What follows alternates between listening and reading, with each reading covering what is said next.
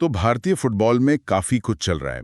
Igor Stimac के जाने के बाद अखिल भारतीय फुटबॉल महासंघ मतलब AIFF अब पुरुष टीम के लिए नए हेड कोच की तलाश में है। हाँ, और ये सिर्फ एक कोच का बदलाव नहीं लग रहा है ना, ऐसा लग रहा है कि कुछ नई दिशा तय करने की कोशिश है। बिल्कुल। हमारे पास जो जानकारी है वो इसी ताजा घटनाक्रम पर है। एक अपडेट है पूरा।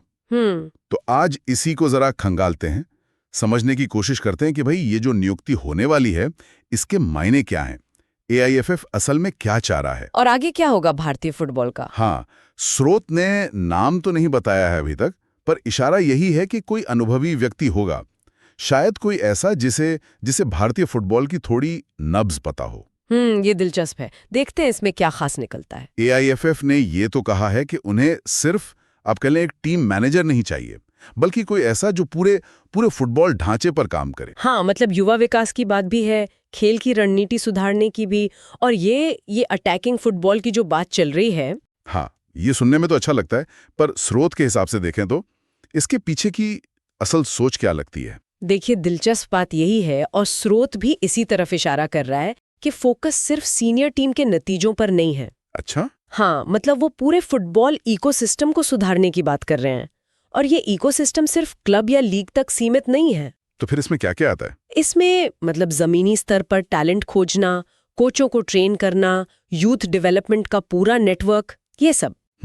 ये दिखाता है कि AIFF शायद अब ये समझ रहा है कि वर्ल्ड कप क्वालिफायर्स या एशिया कप जैसे बड़े टूर्नामेंट्स में लगातार अच्छा परफॉर्म करने के लिए सिर्फ ऊपर के बदलाव काफी नहीं है, जड़ से काम करना होगा।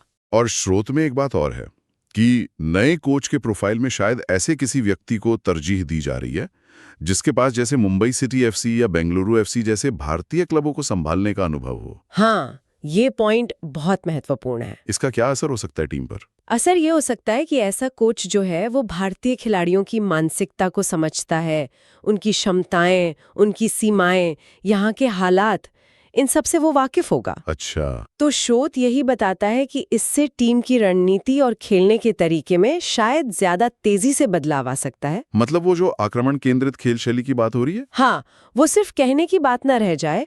हो सकता है हम मिडफील्ड में ज्यादा क्रिएटिविटी देखें, या फिर तेज विंगर्स पर आधारित कोई नई रणनीति जो शायद पहले से थोड़ी अलग हो। ठीक है, तो एक तरफ तो ये बड़ी योजनाएं हैं सिस्टम सुधारने की, पर दूसरी तरफ स्रोत ये भी याद दिलाता है कि फौरी काम भी बहुत है। हाँ, वो तो है ही। स्क्वाड चुनना है, अंतर्राष्ट्रीय मैत्री मैच खेलने हैं, क्वालिफायर्स की तैयारी करनी है, ट्रेनिंग कैंप लगाने हैं। यहाँ असल चुनौती क्या दिख रही है?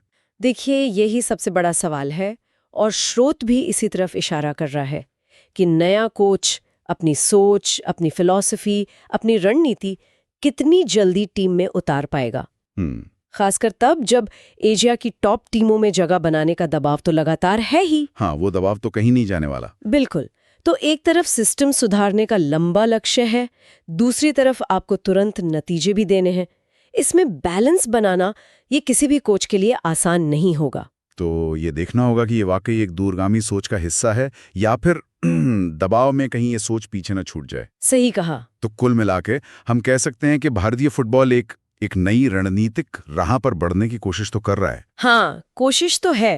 एक नए कोच के साथ जो शायद भारतीय फुटबॉल को करीब से जानता हो, और जोर पूरे सिस्टम को बेहतर बनाने पर है।